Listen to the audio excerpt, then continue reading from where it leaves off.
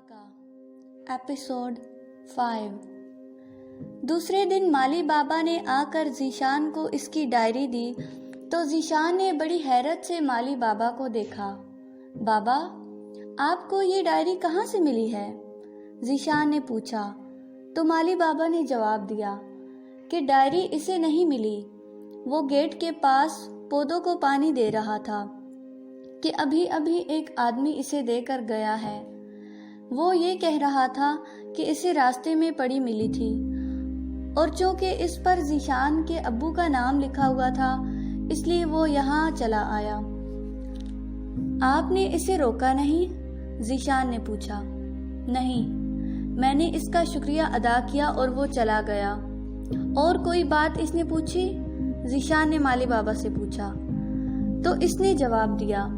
पहले तो इसने साहब का पूछा तो मैंने जवाब दिया कि साहब तो बाहर गए हैं और बेगम साहिबा घर पर हैं और ज़ीशान बाबू भी घर पर हैं। तो इसने मुझे डायरी देते हुए कहा कि ये डायरी ज़ीशान बाबू को दे देना। अच्छा बाबा, ये बताओ वो आदमी कैसा था? इसका हुलिया कैसा था? मैंने कोई ख़ास बात गौर तो नहीं की, लेकिन एक बात है, माली बाबा ने कहा। वो आदमी आंखें बहुत चिपकाता था और कदम ज़रा छोटा था, पतलून कमीज़ पहनी हुई थी और गले में सुर्ख रंग का लंबा मफलर था। ठीक है, ज़ीशान ने कहा और फौरी तौर पर अपनी साइकिल उठाकर बाहर निकल गया। ज़ीशान बाबू, आप कहाँ जा रहे हैं? माली बाबा ने आवाज़ लगाई, लेकिन ज़ीशान कोई जवाब दिए बगैर बाहर निकल गया। ज़ीशान का ख्याल था कि अगर वो आदमी पैदल ही था तो वो ज़्यादा दूर नहीं गया होगा। शायद वो आदमी तकरीबकारों का साथी हो।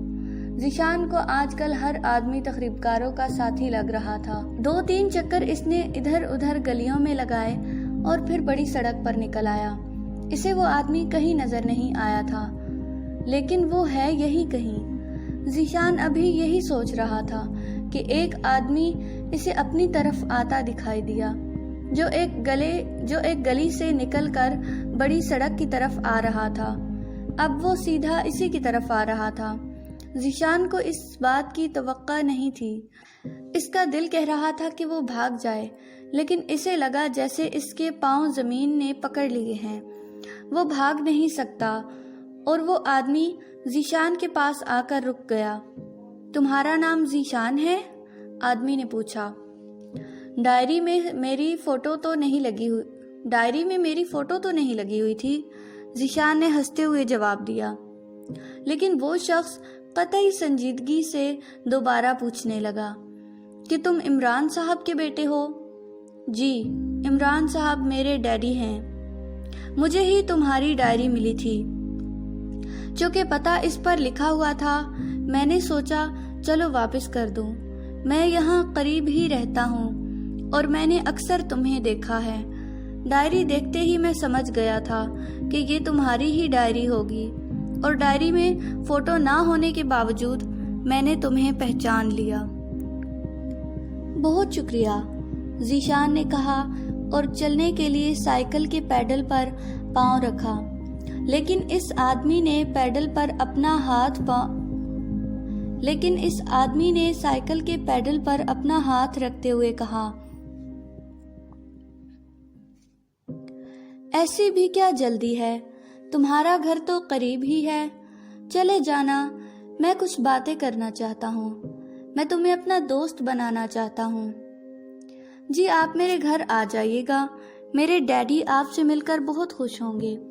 ज़ीशान को खतरे की बू सूंघकर परेशानी हो रही थी और वो जल्द अज जल्द इस सूरत-ए-हाल से निजात चाहता था। वो तो घर से कुछ और सोचकर निकला था और वो नई मुसीबत में फंस गया था। आपके डैडी बड़े अफसर हैं, शायद वो मेरा घर आना पसंद ना करें। इस आदमी ने ज़ीशान से कहा, मेरा घर करीब ही है। अगर तुम चलो तो मुझे बहुत खुशी होगी। मेरा छोटा भाई तुम्हारी ही उम्र का है, वो तुम्हारे साथ खेलकर बहुत खुश होगा। मैं फिर किसी दिन आऊँगा, अभी मुझे कुछ काम है। ذیشان نے کہا، لیکن اس آدمی کی گرفت سائیکل پر اور بھی مضبوط ہو گئی۔ آپ میری سائیکل کا پیڈل کیوں نہیں چھوڑتے؟ ذیشان نے آخر تنگ آ کر غصے سے کہا۔ لیجئے، چھوڑ دیا، اس آدمی نے مسکراتے ہوئے کہا اور پیڈل چھوڑ دیا۔ دوسرے ہی لمحے ایک جیپ اس کے پاس آ کر رکی اور اس سے پہلے کہ ذیشان شور مچاتا، 2 آدمیوں نے اتر کر ذیشان کو قابو کر لیا، اس کے منہ پر ہاتھ رکھا اور اسے اٹھا کر جیپ میں ڈال دیا۔ اسے بلیک مین خوشبو کا جھونکا آیا اور وہ بے ہوش ہو گیا۔